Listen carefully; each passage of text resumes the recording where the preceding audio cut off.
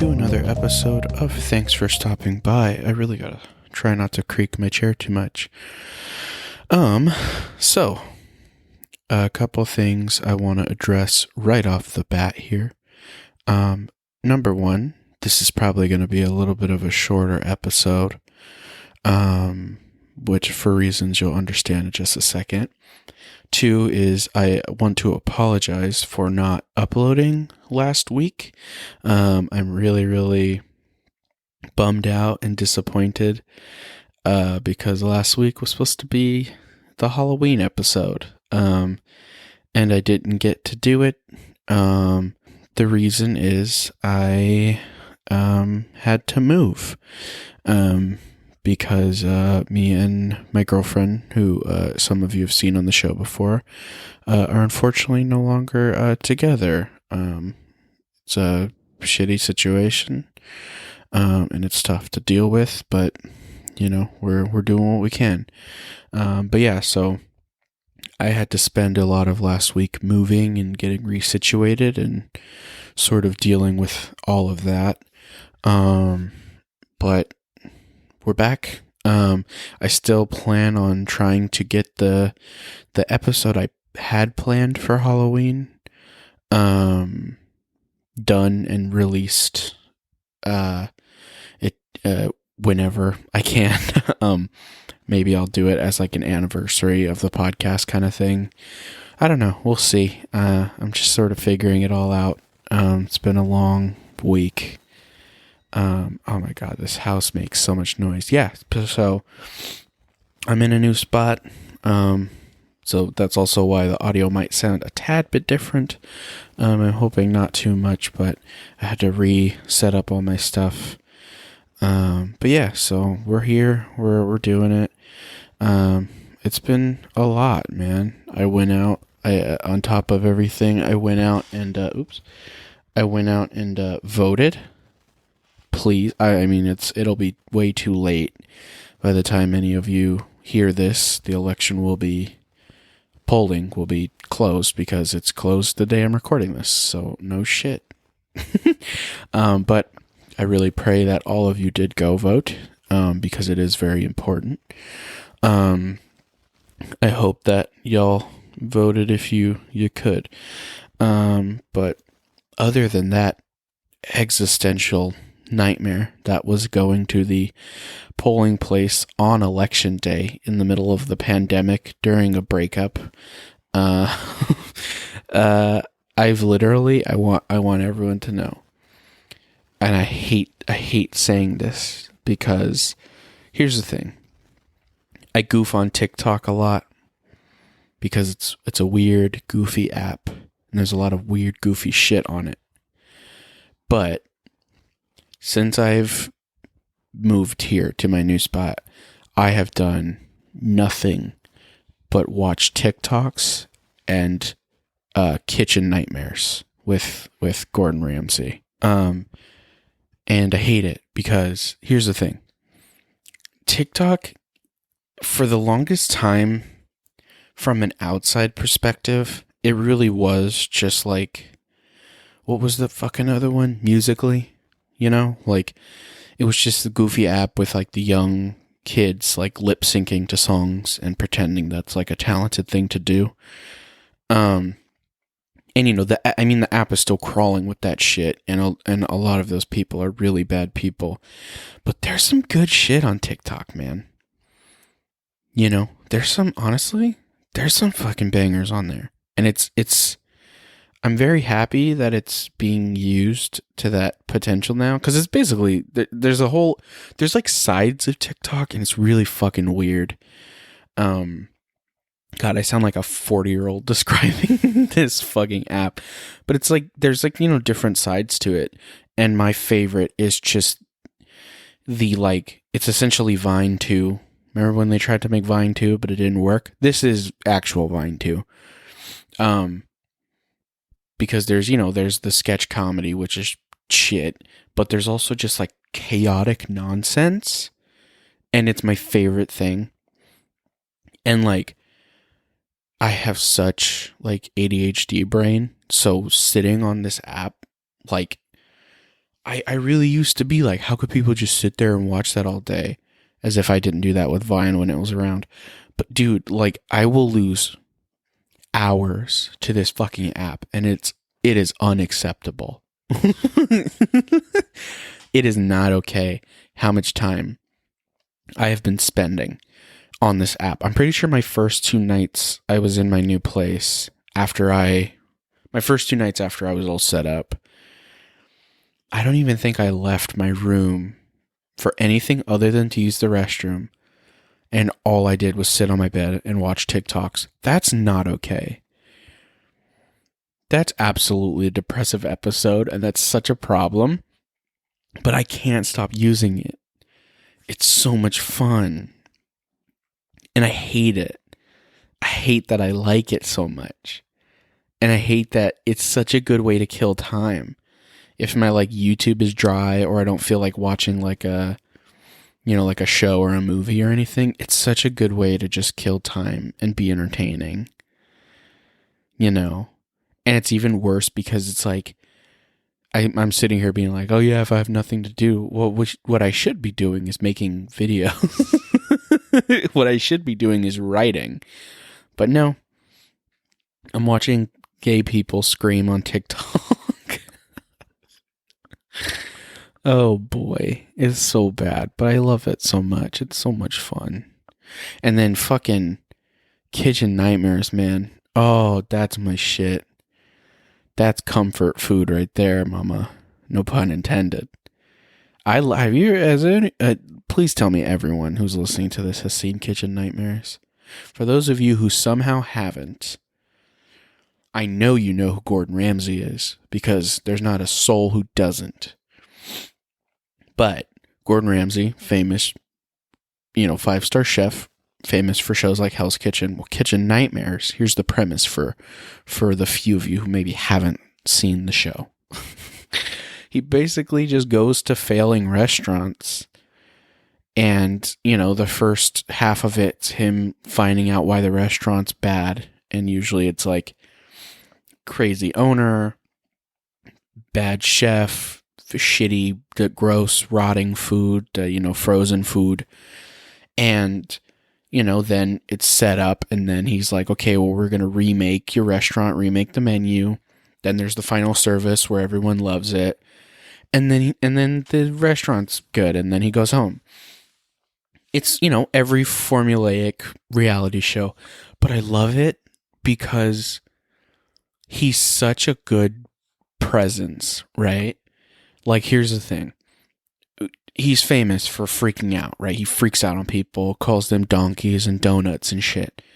But my favorite thing Gordon Ramsay does is he has this way of throwing out these like sneak disses on people's food, and they're all, you can tell he was just like, fucking zinger, dude. Fucking nailed it, right? Like, there's one episode where it was like a Greek restaurant, I think. I could totally be wrong. But the plate was called like it was like a musal or something. I could be totally butchering it. But it was like a musal or moose something. And he tastes it and he just goes, oh, musal. More like moose suck.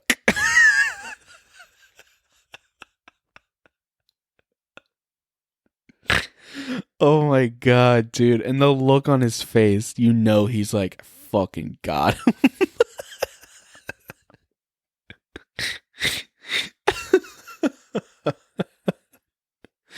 Oh my god, it's so funny. I should have fucking wrote down the ones, because there's so many good ones. It's just like, oh god, there's one where he's like, he's at a Mexican restaurant, and fucking he ordered the chimichanga, right? And he has it, and he's like, chimichanga, chuck it in the bin. Oh my god, I fucking love this man. He's so funny. That's so good. What if, dude, and every time he does it, it kills me. Because I'm just like, God, fucking Gordon staying with the bangers over here, dude. Jimmy, chuck it in the bin. Oh my, what? Who the fuck thinks of that? You know how confident you have to be to, on national television, say that line? Like, Gordon Ramsay is the most confident man in the world. To say shit like that, and because when I say bad, stupid shit like that all the time, but I'm insecure as fuck. So I say it because I know it's a good way to get people to laugh, because they're like, well, of course her jokes are bad. All of her jokes are bad. So it's like, haha. He says it in full confidence. And he's like, no, that was a fucking zinger. And the worst part is, I'm like, God, Gordon, fuck, he got him. Got him. Like, I buy into it because of his energy. I'm like, holy fuck, he got him. What a fucking dude. What a zinger. Jimmy, chuck it in the bin. What a fucking genius. And I mean, every episode's the same for the most part. There are a couple, okay, where it's like, and I mean, it's reality TV. It's, iffy on what's real and what's not. But there's some where there's some people, man, his composure, because, he's like known for the type of guy who like blows his lid, right? He like freaks out and he's like, you fucking piece of shit, you suck. But like, how he doesn't fucking fist fight some of these people, I will never know. There's one episode, it's like one of the most famous episodes they ever did, called Amy's Baking Company. It's one of the most famous episodes because this couple was out of their fucking mind. And I'm pretty sure, if I'm correct, it was the first restaurant the first episode and first restaurant that he couldn't help them. Like, he didn't fix anything, right? And it's such an interesting episode. I implore everyone to please go watch it. But he shows up to the place, and the place is great. It's like clean. The restaurant looks fine. It's not in like disarray. There's fucking the desserts are like in the front, little, like by the register, like a little window, and they're like gorgeous. They look delicious. He tastes them. They're like really good. So he's so confused. He's like, what the fuck is wrong with this place? Like, what? Like, what could be, why are they failing, right? And, he tastes the actual food that isn't the desserts, and it's not good. But, like, other than subpar food, you're kind of wondering, like, why is this place so underwhelming? These people are fucking out of their minds. And, like, there's been, hot-headed chefs who argue with him, or people in denial. These people are out of their fucking minds. And like, the owner, the husband, he takes all of the tips from the waiters. They don't get tips. They all go to him. And then there's a scene where when Gordon finds that out, it's like during a service, and he finds that out, and he tells the guy, one of the guy that just gave the table that just gave the tip to the waiter, he's like, hey, when you tip a waiter, would you think it goes to the waiter or to the owner? And he's like, well, to the waiter, obviously. And he's like, the owner takes the tips, and he's like, that's disgusting. And the dude fucking freaks out, and he's like getting ready to fight him. And like, the resolve Gordon Ramsay has to not just beat because here's the thing. I feel like Gordon Ramsay could kick a lot of people's ass. He seems like one of those guys, any person who like doesn't even flinch, like doesn't have to fight, like he freaks out, but it's never like in a way where he's clearly trying to like fight you. It's just him being pissed off. If that makes sense. I feel like I'm not making any sense, but like, you know what I mean? Like, he's not like talking shit to get someone to fight him. He's talking shit because that's just like, he's just like, how could someone be so fucking stupid? Because whenever they start getting hot-headed, he's like, why are you acting like that? That's my favorite shit he does. They're like, yeah, well, what's up, motherfucker? And he's like, why you gotta act like that? It's like, it's the most like, yo, what did I do? what's up? Why you gotta act like that? Dude, just, I've never seen someone be so hot-headed and level-headed at the same time. It's fucking bonkers to me. And I love every second. And dude, every second I'm not watching TikTok, I'm watching one of those.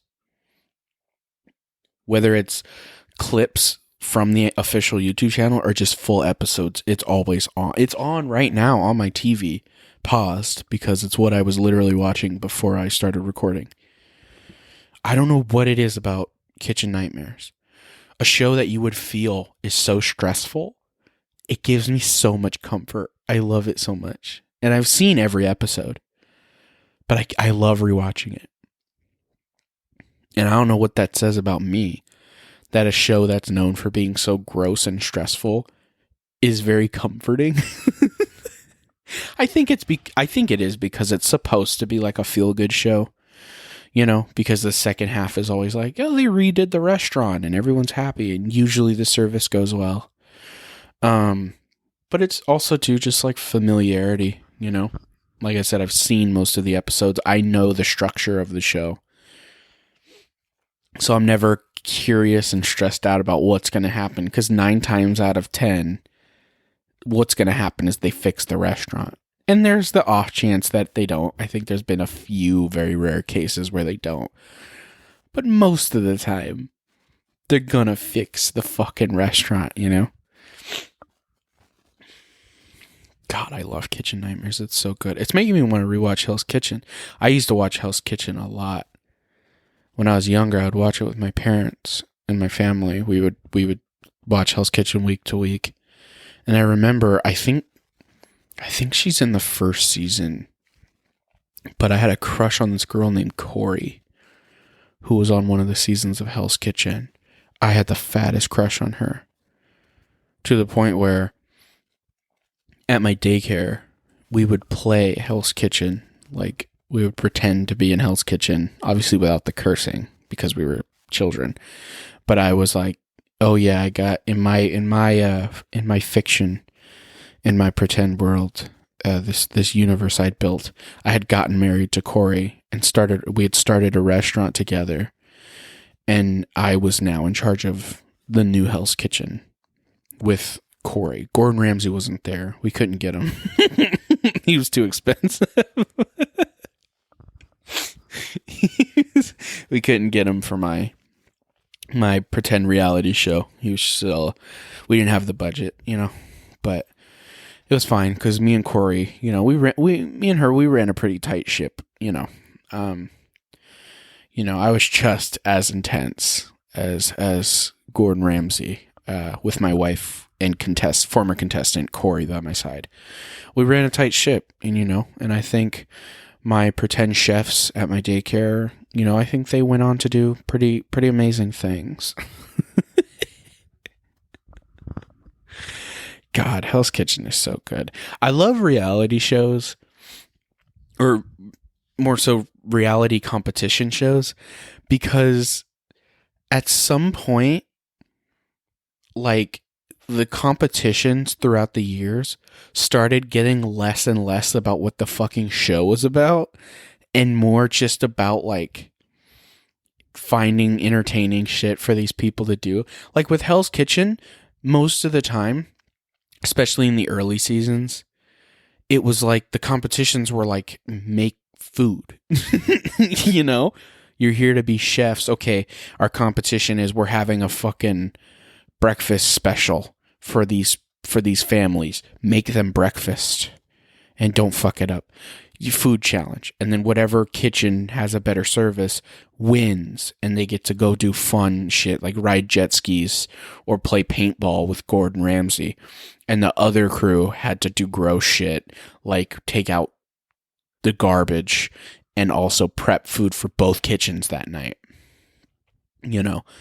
But I noticed throughout the years, like reality competition shows, as they also began to get more and more openly fake, the challenges just stopped being about what the show is, Like, I remember I used to watch Ink Master a lot, and they would do shit where, like, sometimes the mini challenges were just like, hey, tattoo somebody on this like shitty part of their body, or like you got to work with a difficult color, or you got to work with a difficult pattern.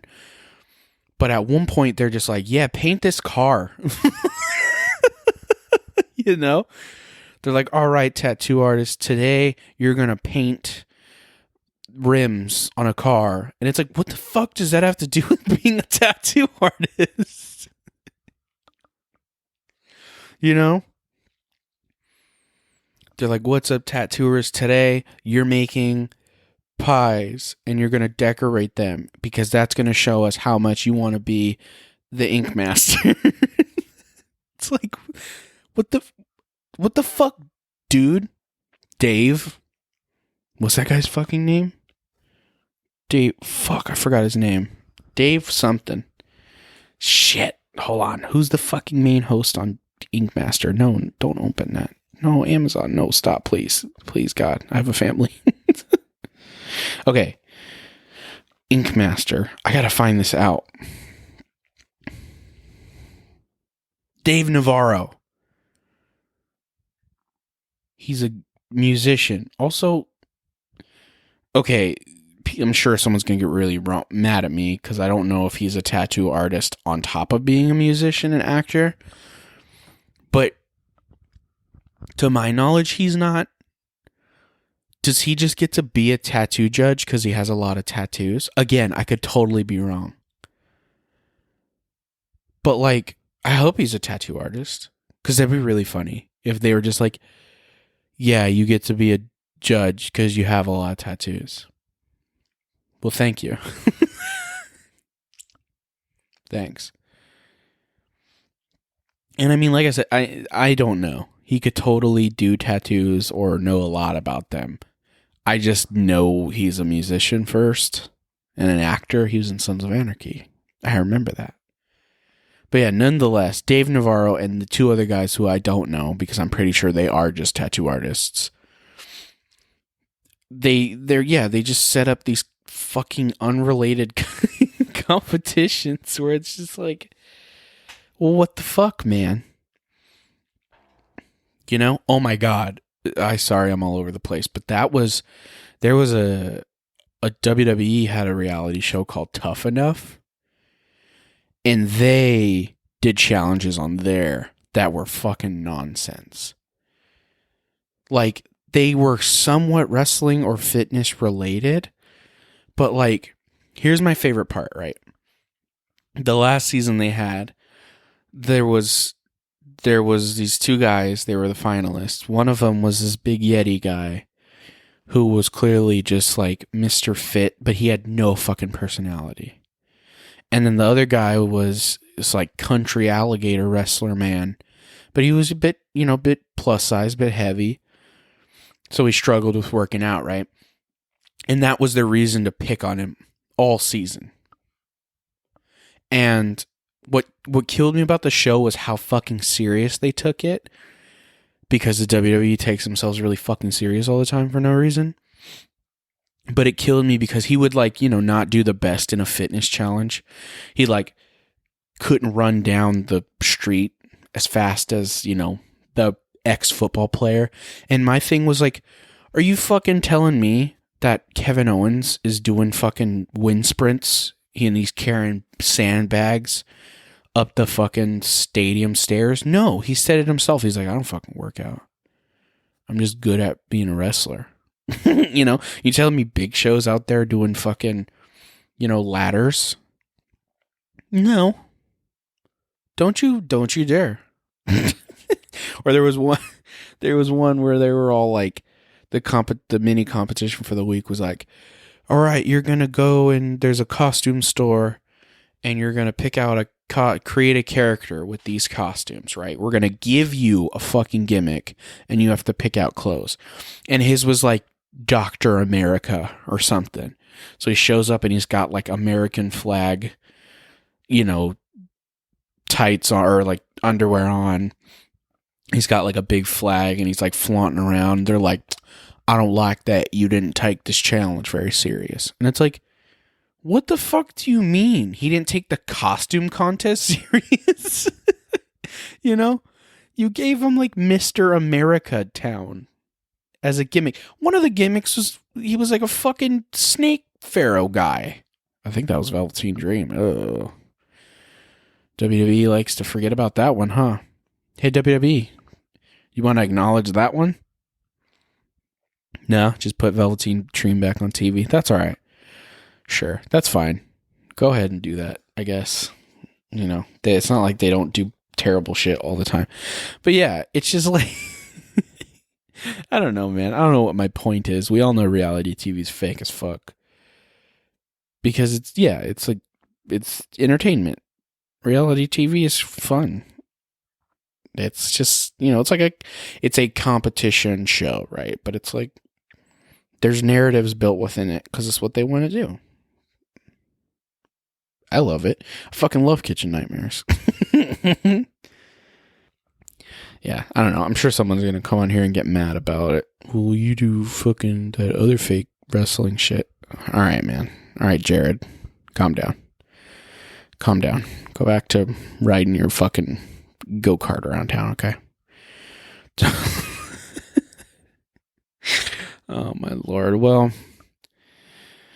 that's probably a good place to wrap this one up. I'm sorry for the shorter episode. Like I said, just been a long week, babies. Long week, but I want to say thanks for joining me anyway. I appreciate it. I'm hoping by next week we're back to regular time uploads and I can just get back to my groove and get back to working on stuff, like I always say. But thank you so much for joining me here on the podcast. I hope y'all have a wonderful rest of your day. And most importantly, thanks for stopping by.